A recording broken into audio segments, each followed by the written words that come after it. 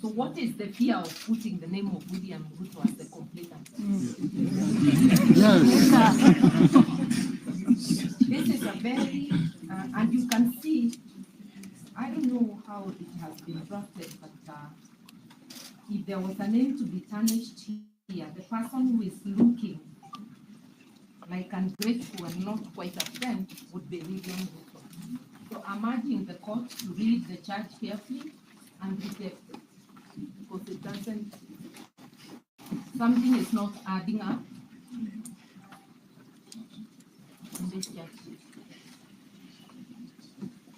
Even if we go to trial on this, and even if David Lagat comes, it will not be sufficient without William Ruto as a complainant. Yes, Your Honor. Just to be precise on what you answered.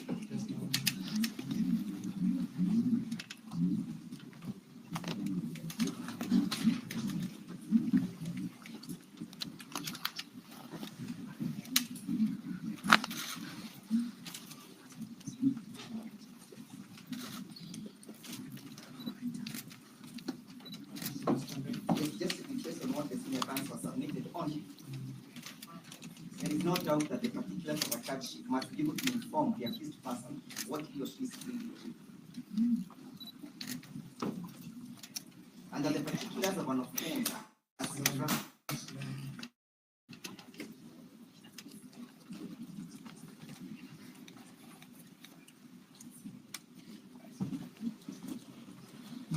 and that the particulars must speak to the alleged offense.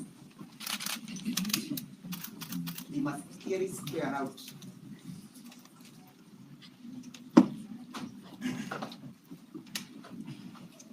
the subject of the complaint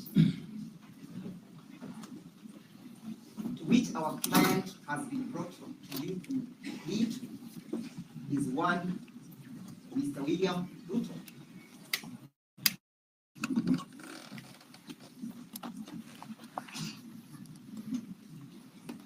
And therefore, if the offense as drafted does have any meaning in law, to the extent that our client is able to respond either positively or negatively,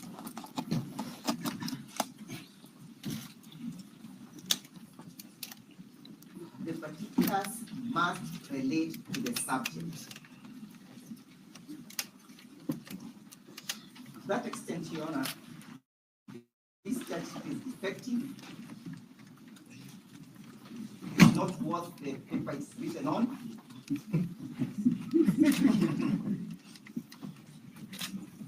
And our client is not able to leave it as the particulars do not inform on how he should leave. It does not disclose who is the complainant. Is the complainant Mr. William Ruto or is it B.L. Langat?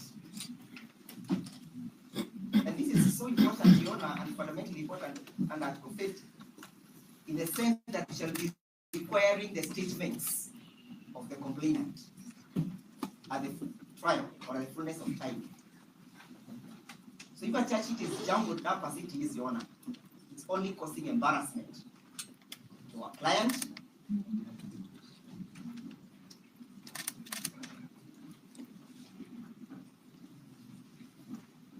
and to this court. That's for you. Your Honor, if I may. Yes,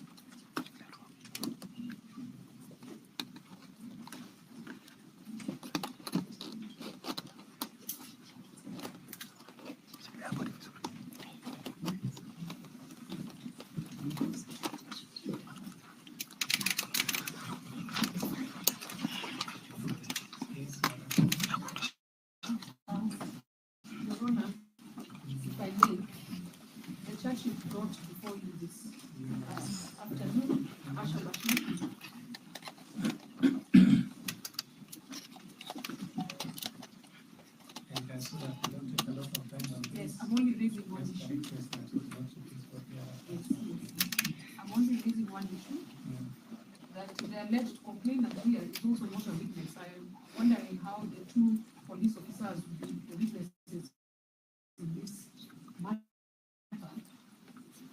Yet the complainant is not. So I humbly submit, like my seniors before me, that this is a faulty charge sheet and should not see the light of the day. Thank you. Your Honor, I will make a very short statement. Yes, Tom. I'm willing to tell.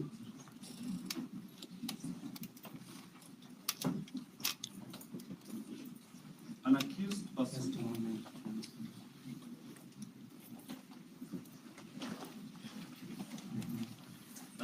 Yes, person Tom. under Article 50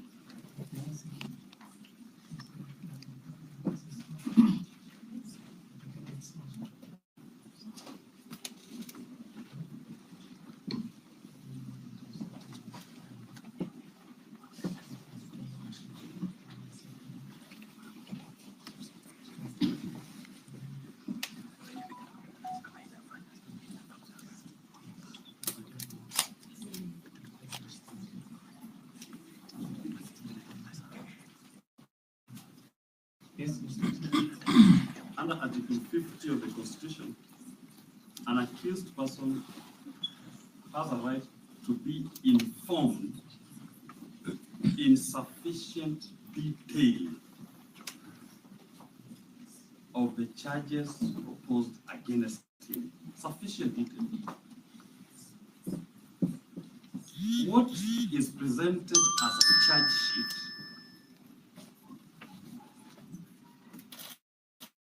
if you look at the count 1, it talks of cyber harassment. But look at the particulars. That is where the devil lies. And where the devil lies,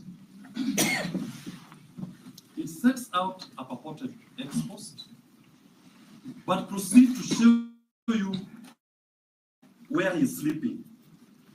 Content whose information you knew to be false and calculated to tarnish and discredit the reputation of one David Lagat. This speaks, Your Honor, to a question of reputation, not harassment. And if it is reputation, it's defamation. If David Lagat or William Ruto thinks that this post has injured their reputation in the eyes of right-thinking members of the society, their recourse is in the civil court. They sue for defamation. And criminal defamation is no longer applicable in our legal system. So that if the particulars presented before your Honor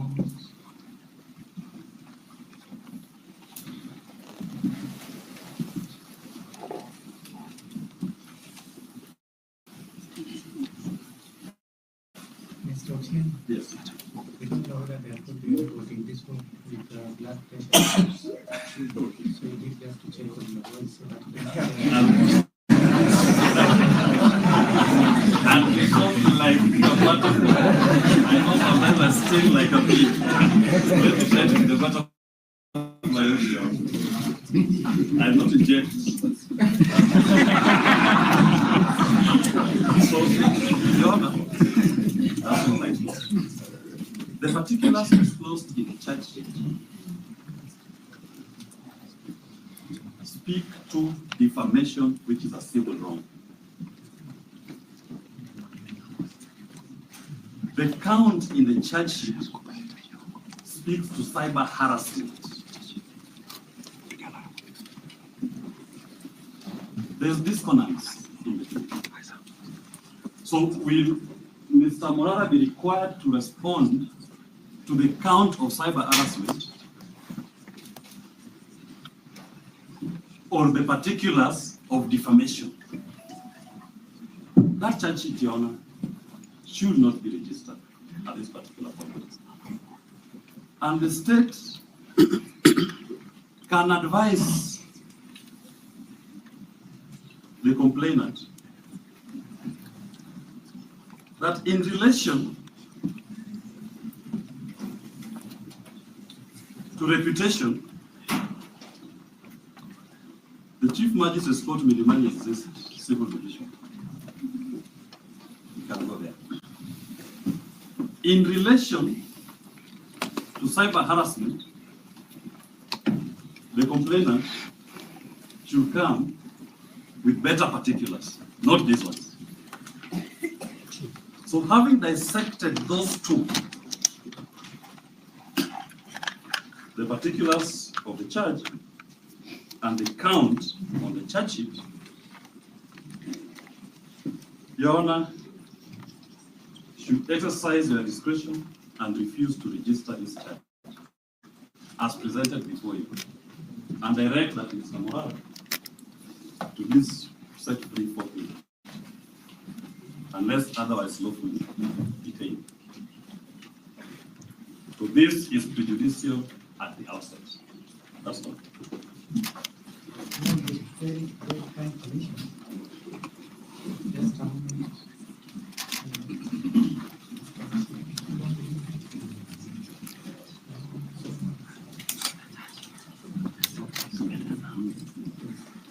If I write everything, if I say the wrong thing, That's what justice is about. that's the challenge with us lawyers. We are ignorant to what we don't know. We don't know what our going to say.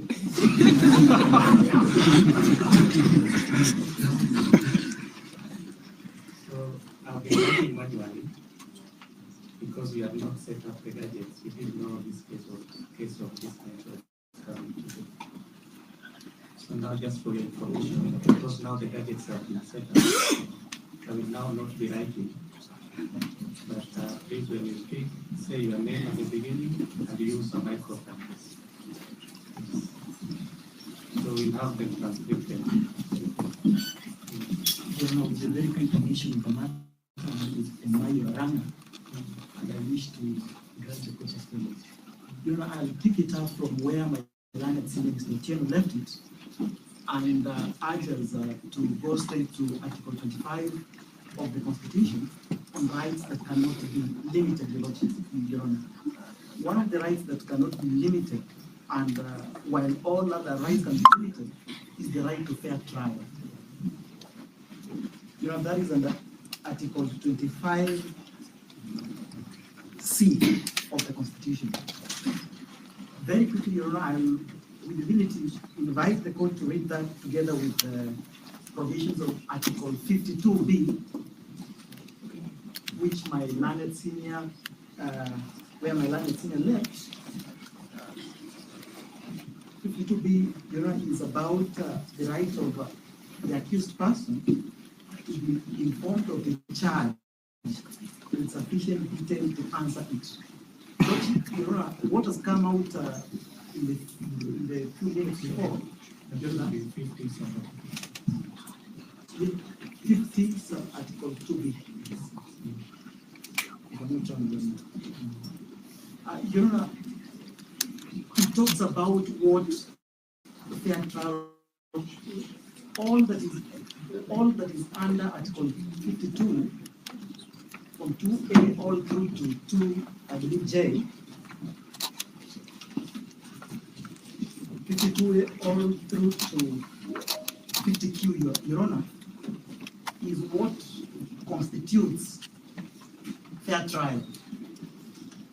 Such that, Your Honor, we stand before you this morning or afternoon, the accused person is clearly not able to understand, Your Honor, what is responding to. This is a provision, Your Honor, or this is a right, Your Honor, which cannot be limited. I invite court to find basis on those two articles, Your Honor, to reject the charge that have been read out. That's all from me.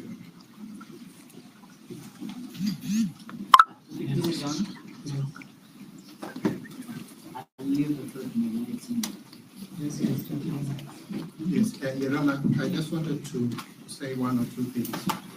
You can start by saying. Yes, Your Honor, my name is Eric Fury. Your Honor, you've been referred to articles to refresh what has been stated. But Your Honor, so that you are not told that this court cannot deal with the questions of constitutional interpretation, Your Honor, I also wish to refer this court to the Criminal Procedure Code, and I would want to make reference to sections 135 with regard to the framing of charges.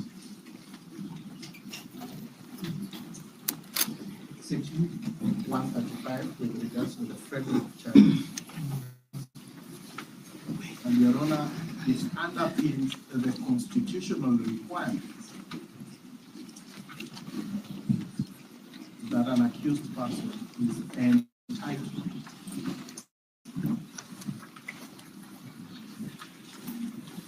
to sufficient information to be in a position to respond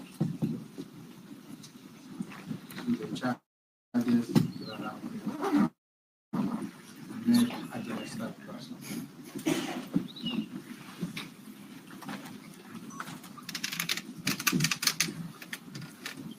Your Honor, second,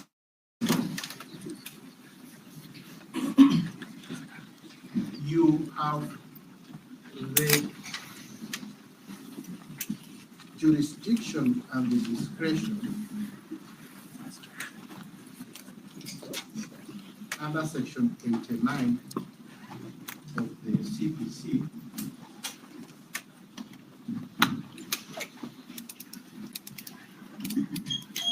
to decline these charges if you are of the opinion, and Your Honor, we persuade you to be of this opinion, that the charge sheet before you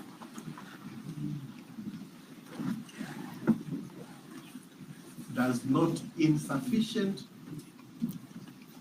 material, disclose a case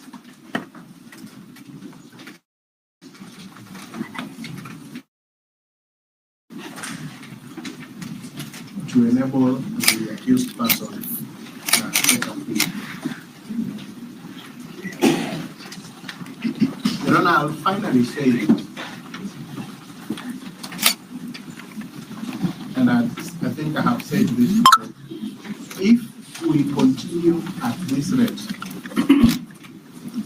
we will have to seriously expand this course.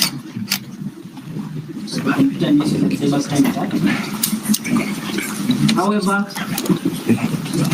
when you read the particulars of the offense, specifically line 4, knowingly without lawful cause, knowingly without lawful excuse, posted false information. That is another offense under the Computer Misuse Act. Specifically section 22 of the Computer Misuse Act. If you go on further on, they repeated the statement, false again. And then lastly finished with calculated to tarnish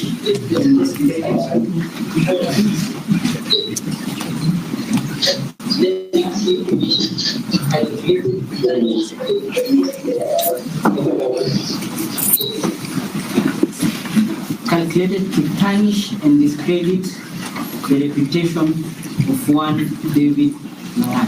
So, Your Honor, in brief, the question is Morara answering to the charge of cyber harassment or to the charge of publishing false information or civil or defamation?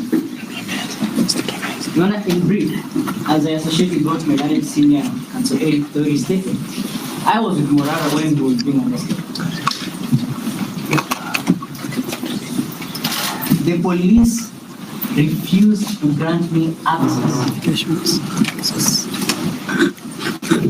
Article 49, and there are orders that have been given by the High Court that the police ought to respect and ought to follow Article 49 of the Constitution.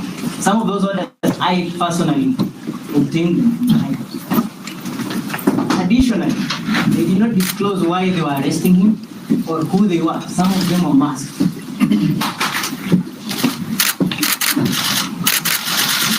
Your Honor, the question is, we are dealing with people. All of us end up fainting here. So please, just a request that you allow me to manage the crowd. I'm going to request everybody after the gentleman in the big camera. We're just going to ask you kindly to step out of the room. Otherwise, we can't face the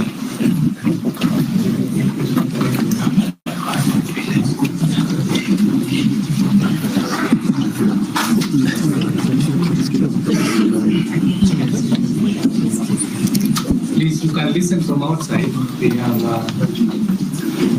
have speakers. So we have now, if you have problems with that, you just have to wait.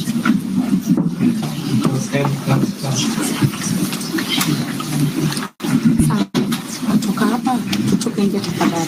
Please.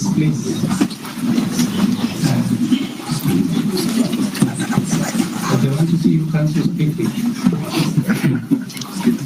Oh, yes, Your Honor. So, Because you can get, so many of us are sweating. You can get the smell of sweat. But it's really long.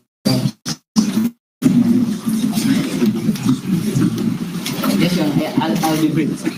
Your Honor, in How many more minutes do you take? 3-4 minutes. Okay, please. Your Honor, in brief, what we are witnessing here as a country is the weaponization of the criminal judicial process against a young man who, against all odds, stood up to speak the truth.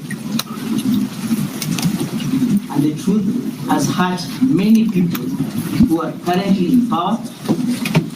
That truth has altered the status quo. Sorry, you are not a witness. You are yet to take leave. But in brief, Your Honor, history is being made, and I invite this honorable court to stand on the right side of history by quashing these charges and releasing the accused person on personal bond. He is a young person, he is a young person. To release, to free him completely, discharge him.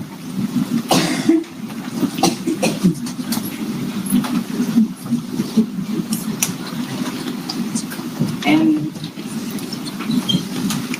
lastly, as his personal lawyer, I want to thank him for actually believing in a young person. Fellow Gen Z, and we will stand with him.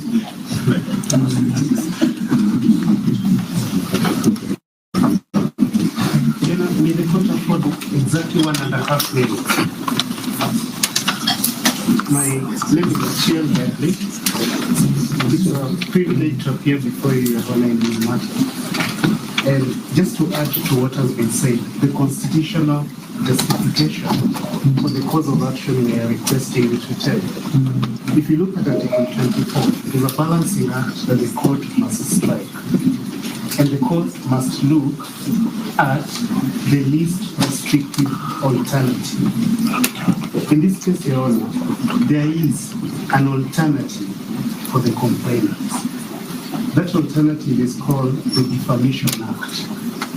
It's sufficient to address any reputational damages.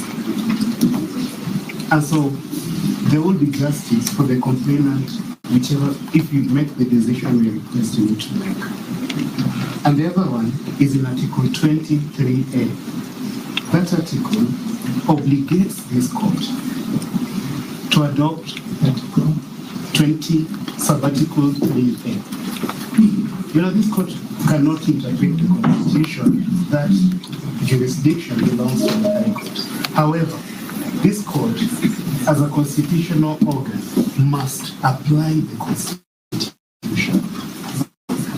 And when you look at Article 23A, it requires this court and all tribunals to adopt the interpretation that most favors the enjoyment of rights. In this case, Morara's right to freedom of speech, especially on these issues, is about.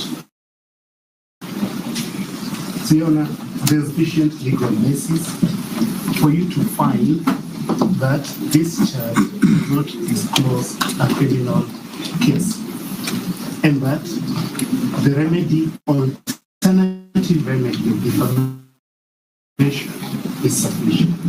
Thank you so much. You want to perhaps before the Just a minute, Mr. Freediving for me is leaving the world to see the most incredible world there is.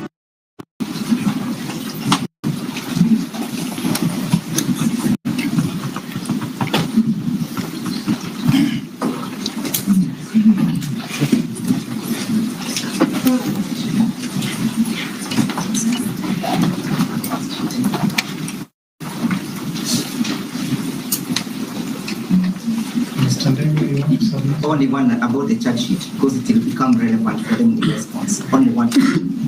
Perhaps, Your Honor, to just disclose the bad faith in which this matter has been instituted. That the charge sheet itself is indicating erroneous dates when our client was arrested. They say that they arrested him today. And the fact is that they arrested him yesterday. They have a duty to disclose all the material facts, and there is a reason why the CPC requires a date of arrest to be indicated on a charge sheet.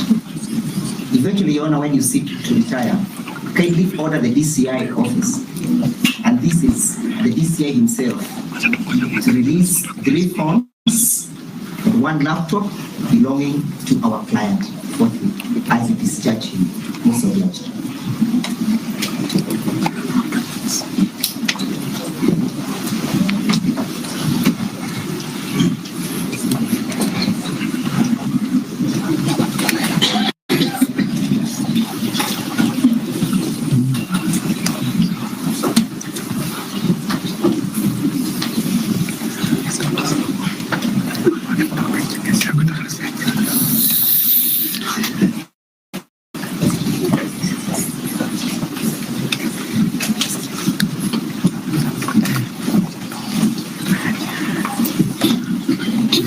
Have a brief response.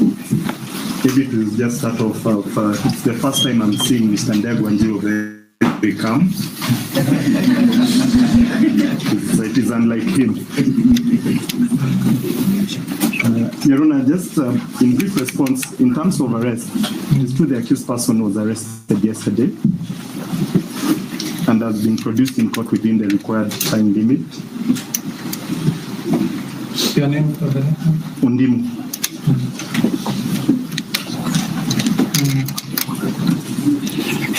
And has been produced in court within the required time limit. In terms of access to counsel, I did confirm with the officers that he was allowed access to counsel, and the counsel who was allowed was Mr. Ndegwanjiru.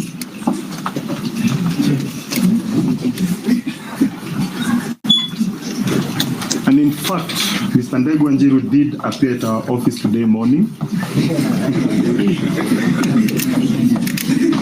We confirmed that the charge sheet will be brought.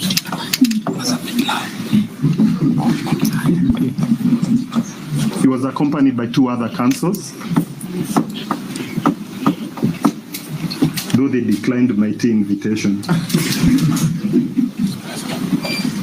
Your Honor, in terms of the charge sheet,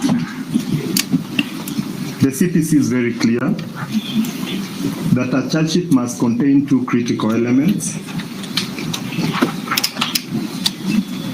That is the statement of the offense and the particulars of the charge. Your Honor, my colleagues, my senior colleagues and junior colleagues have not disputed that there is a statement of the offense and the particulars. The contention, especially my senior colleagues have raised, is what is harassment? Your Honor, I look at that particular act, the Computer Nuisance and Cyber Crimes Act. It does not in any way define what harassment is. Harassment takes various forms. For one to draw a conclusion that harassment has occurred. The particulars in the charge have clearly informed the accused person of the accusation that he is facing. And what my colleagues are asking you to do is to go to the substance and the merits of the charges, to go to the evidential material. As at this point, Your Honor, Just one.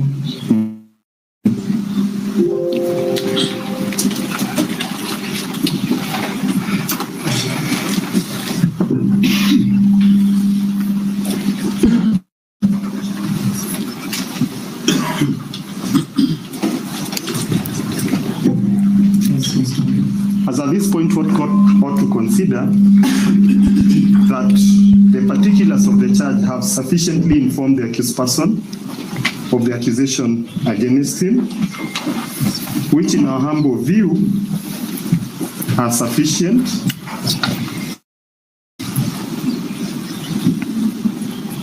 to enable him respond to the charges. To delve into other issues, Your Honor, would be going to the merits and demerits of the particular matter. I do understand the constitutional issue that have been raised by my senior colleagues. And those issues cannot be raised as at this point. The only purpose we are here for today is purposes of the charge sheet, whether it has statement of the offense and the particulars of the offense, and other considerations. Refer this court to section 137 of the CPC.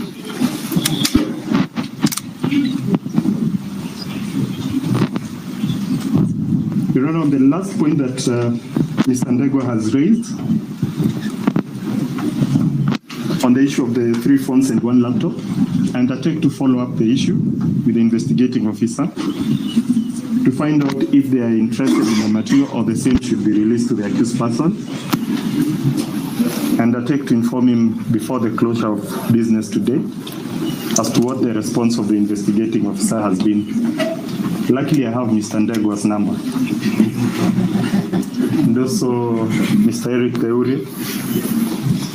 Surprisingly, the squatter from Tuapa has not spoken. I'm sure he will respond.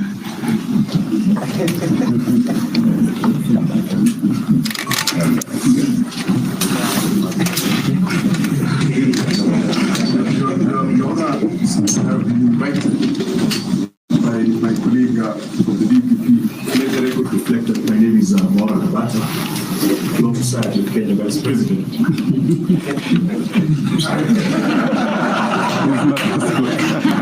Vice President, I joined at the end. Thank you so much.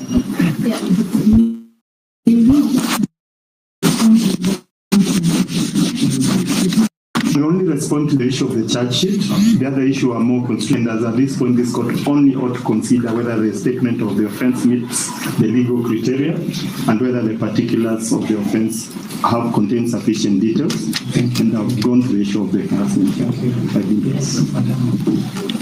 Martha Karua, SC, leading the defense team. just to remind the court that our plea is that the charge be dismissed or rejected as defective under 89.5 of the CPC. Our submissions by the various councils point to that direction in adequate words. And it is important that the court only invites the accused to plead to a charge that discloses a course of action. And we have shown the mismatch between the offense charged and the particulars. I need not go beyond that. But when you retire to make a ruling, should you require more time, we urge you to consider releasing Mr. Morara, who is, I'm informed, is an officer of this court,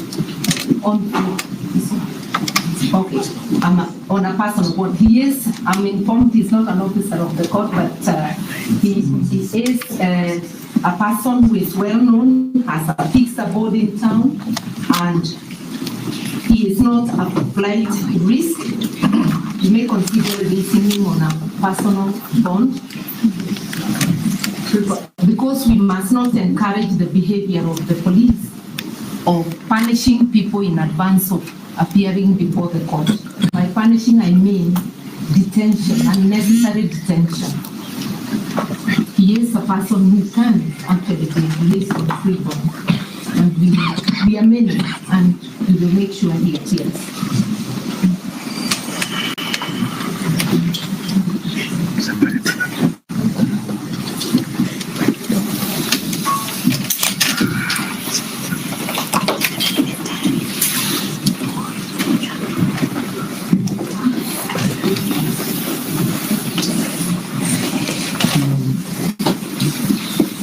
I think that should bring it to a close.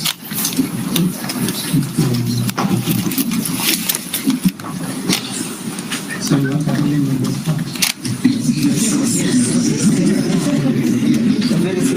That will be the best approach, but you understand that you may have to read and do some research. And it may not be possible. That is why my line senior counsel matter asked that if that be the case, we can ask someone else to be admitted to free bond, and as it stands, we So undertake. Mr. Tieno, now you're out of one.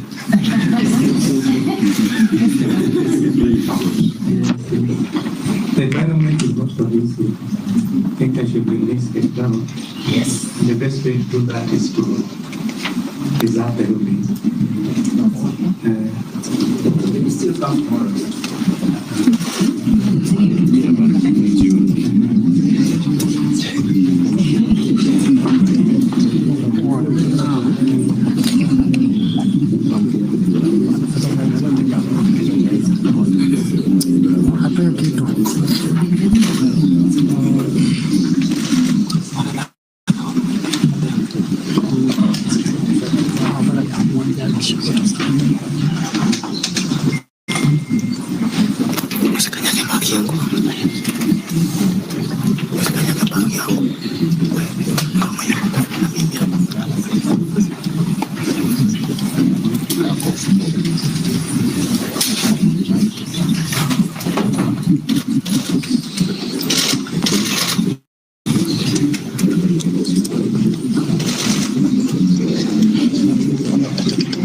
Senior counsel, what has your plan to do? Or what else would you consider appropriate? He is a businessman, and he is a very well-known, active, and engaged citizen. And he's also a lawyer waiting to be admitted. I actually thought he was already admitted. That's why I'm saying officer of the court. So he can afford cash bail of 1 million. $1 million.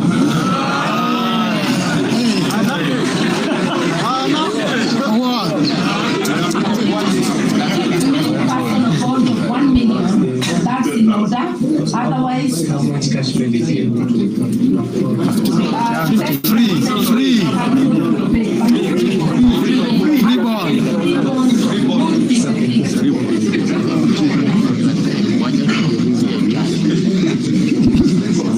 free bond of $1 million.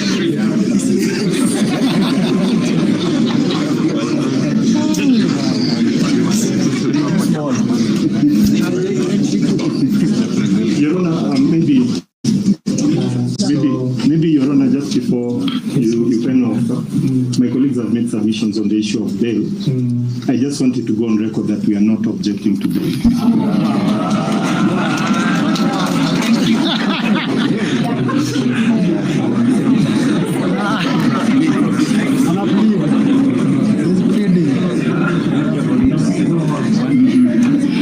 Maybe on condition that my Vice President ensures that he reports to the investigating officer whenever he is required.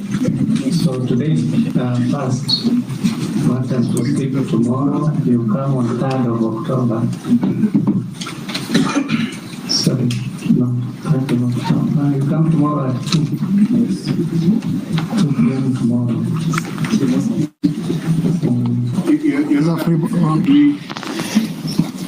Yes. Is that Thursday? Tomorrow is Wednesday. Oh, okay. The court, your Honor is proposing Thursday, the 3rd, or tomorrow, the 2nd? Morning. Sorry, the 3rd of October. Could we go to 4? Could we go to 4 that will give you enough time? In the morning. See, I'm already confused.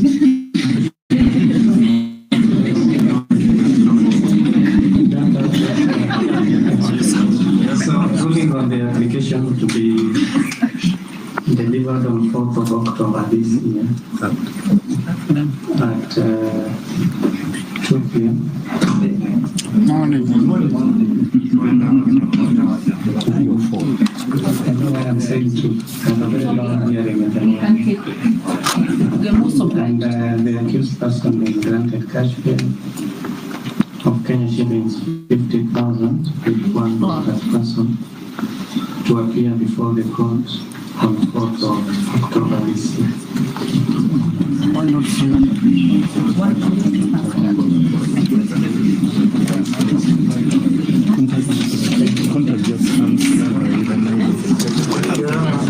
May I just take this opportunity on behalf of all the advocates to thank the court for the indulgence. Of course, I must recognize that my good friend, Mr. Ndimu, although he's slipped into town and has not yet performed the usual rituals for us to welcome him into the room, has behaved as graciously as he always has. We understand that they are operating under very difficult circumstances to pass today.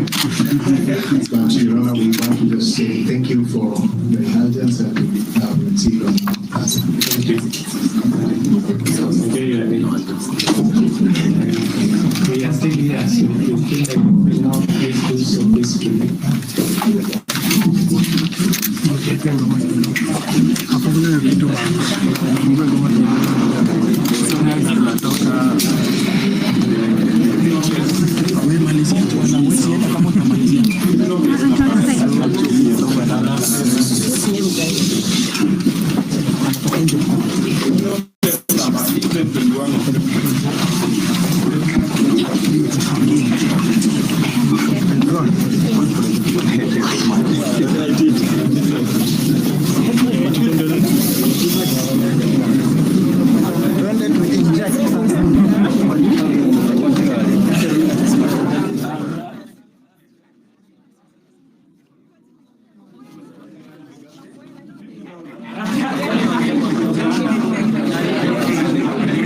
Sorry guys, I was shaking because we had a lot of people, so I could not.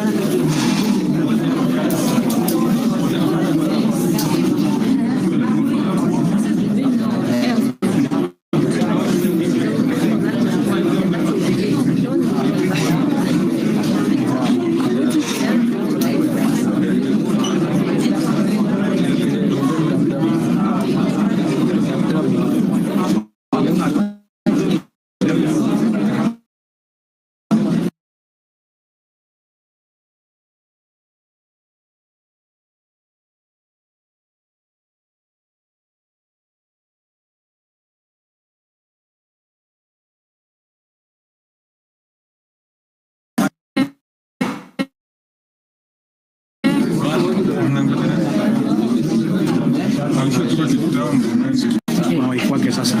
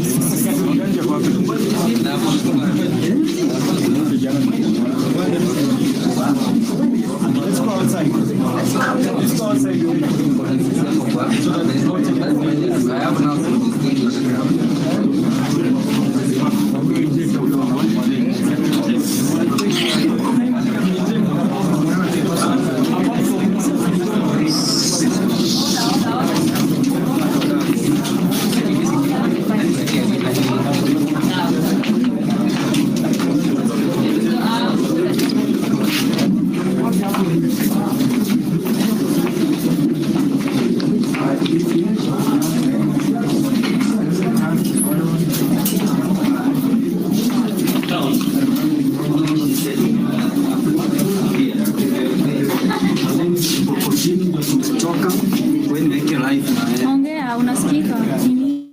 Ndio tumetoka kotini kukaa na president wetu 2027 na tumemaliza kesi, imetupiliwa mbali sababu hiyo charge sheet ilikuwa ya ufala.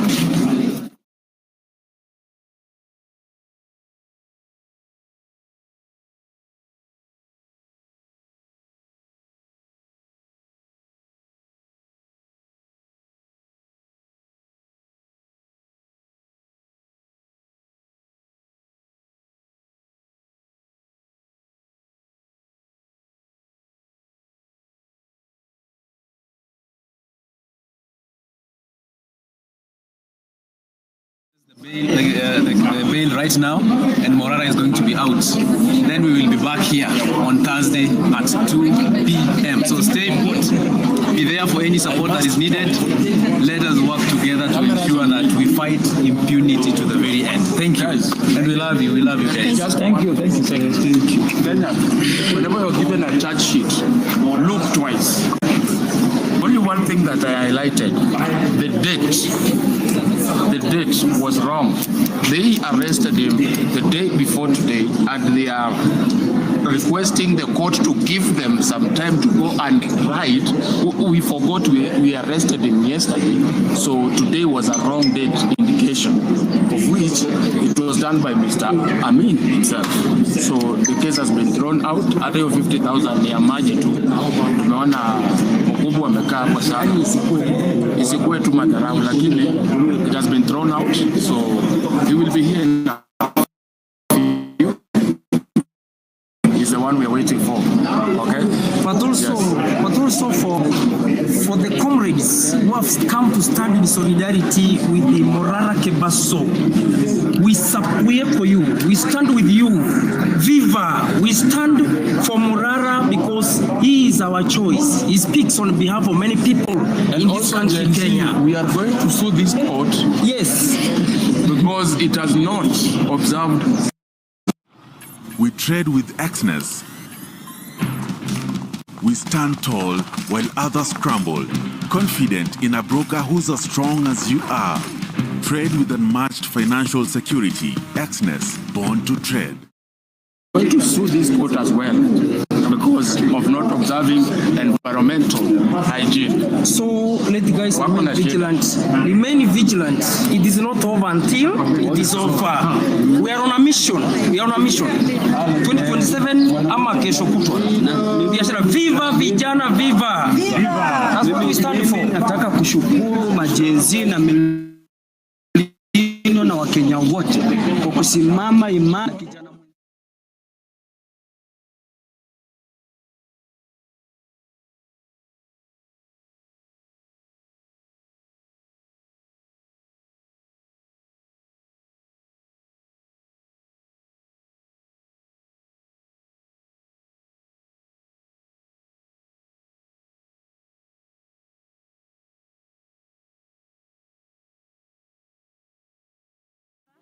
unajua unajali kizazi chako cha kesho. Kitu inapenia watoto wetu saa hii guys, kitu inapenia mabwana zetu saa hii. Wanawake wote msimame, wanawake wote wenye mmejitokeza, mimi nawapatia mkono. Wanawake wote msimame, tuendelee kushikana kama ile kitu. Tushikane wote tutoke. Watoto wetu are not safe guys. Bruce is our brother, they are not safe. Morara is our brother. Morara is someone's husband, ni baba ya mtu. Wanawake wote endeleeni kujitokeza. Mimi nitakuwa najitokeza, wanawake tushikane, tutoke nje, tukuje kwa barabara, tutetee haki zetu, tutetee watoto wetu. Tutetee watoto wetu kwa mambo yote yenye yanafanyika guys. Thank you very much na mbarikiwe.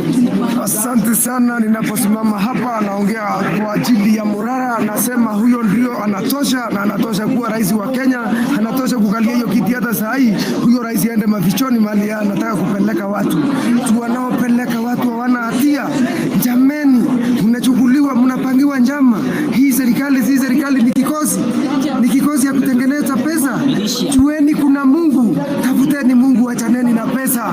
Mnachukuliwa mtu kama njoo, mnaandamana siku mbili, mnachukuliwa njoo, hakuna utajiri, anaweza simama pale Likoni apeane pesa kutoka asubuhi mpaka jioni. Hiyo pesa yake itaisha, na ndipo unaona unashikwa Mombasa hati na ningaba na lagushika, wewe unashikwa ni watu hati unafunguliwa mbuti, unaangaliwa nyuma, na wewe ni mwanaume, na ni wanaume wenzako wanakuangalia nyuma. Sky High Mascara, now boarding, limitless length and volume. Maybelline, New York. Angaliwa nyuma, na wewe ni mwanaume.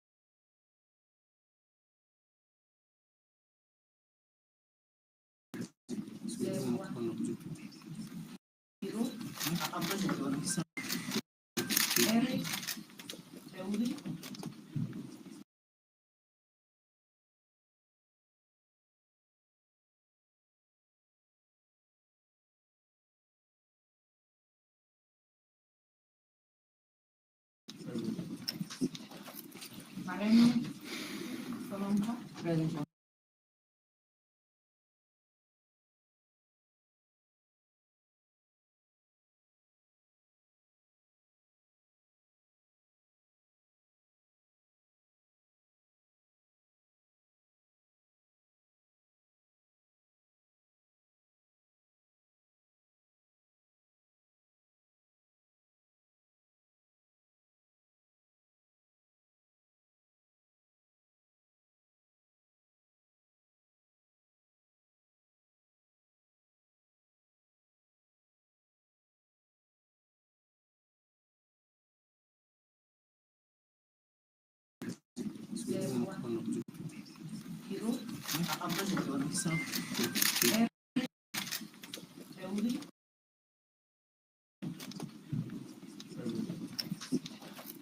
Mareno, Solomka, present. Nurdin Kakai, Willis Otieno,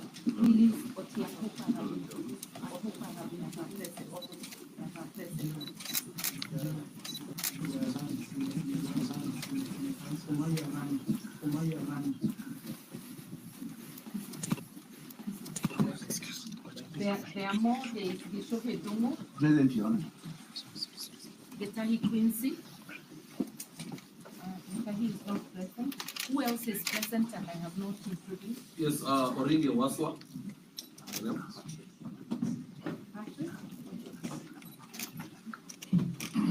Patrick Lavin. Present.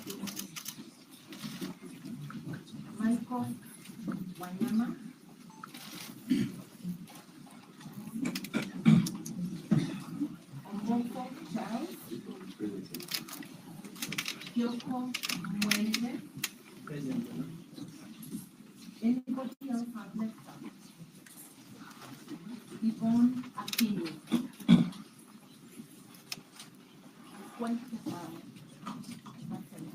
we are ready to take the floor. So you are the one leading the team? Yes, I am ready. So will everyone be speaking or If I leave something out, but if I don't, you will appreciate the nature of the case, Your Honor. I will not want to down my I wish we had more space.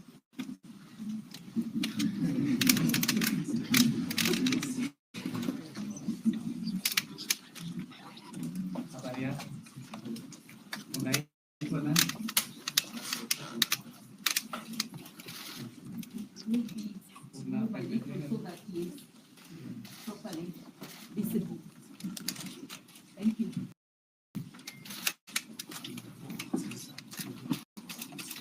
Which language do you prefer?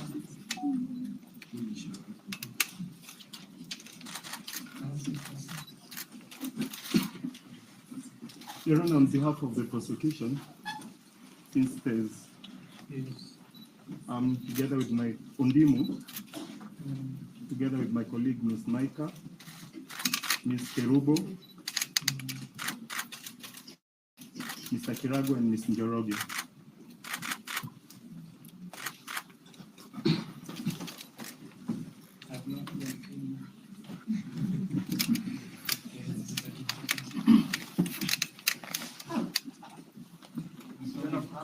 Before we hit the plea, I'm going to ask all of you to just aside. Leaving that gentleman.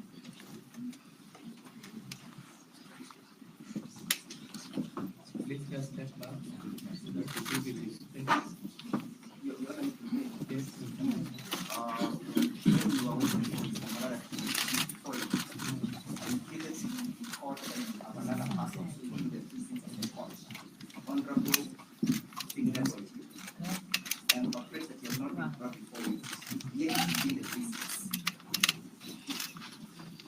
Your Honor, there are two different files.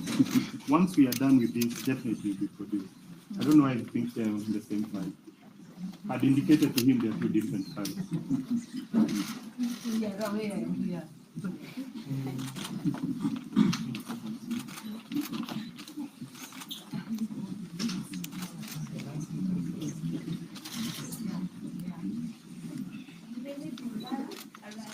Morara, Kebaso,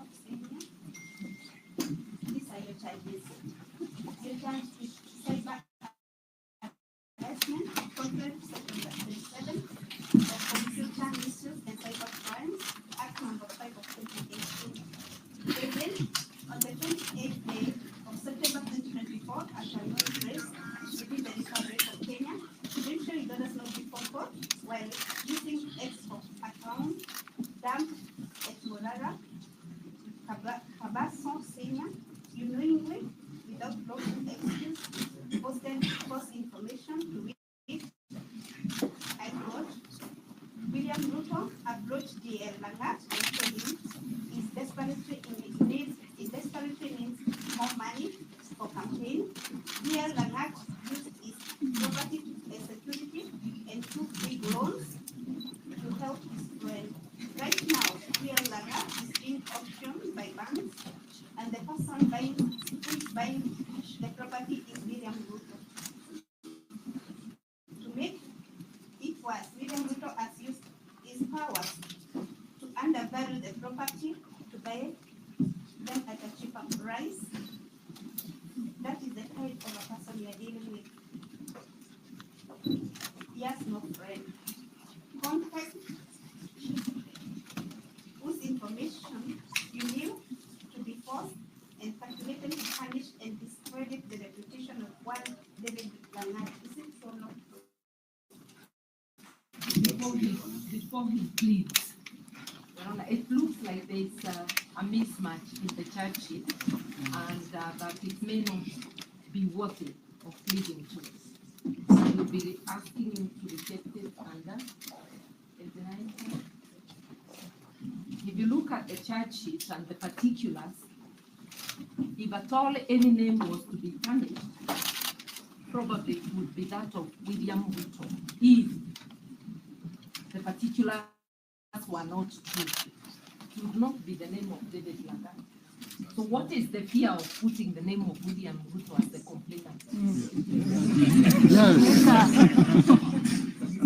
This is a very, and you can see, I don't know how it has been drafted, but if there was a name to be tarnished here, the person who is looking like ungrateful and not quite a friend would be William Ruto.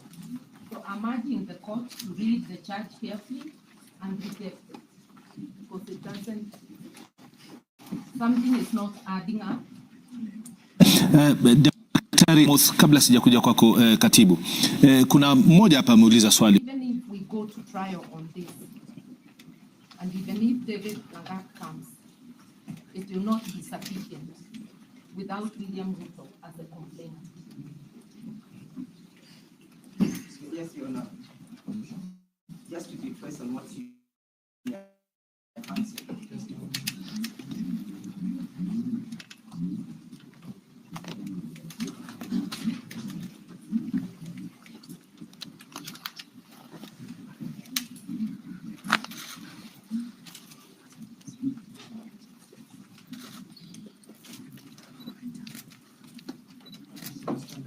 Just to be precise on what the senior counsel was submitted on, there is no doubt that the particulars of a charge sheet must be able to inform the accused person what he or she is pleading to. And that the particulars of an offense as drafted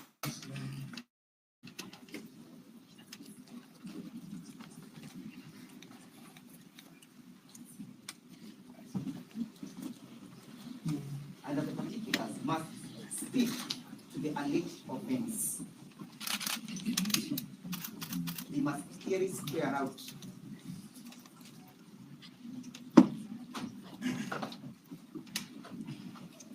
the subject of the complaint to which our client has been brought to you to plead is one Mr. William Ruto.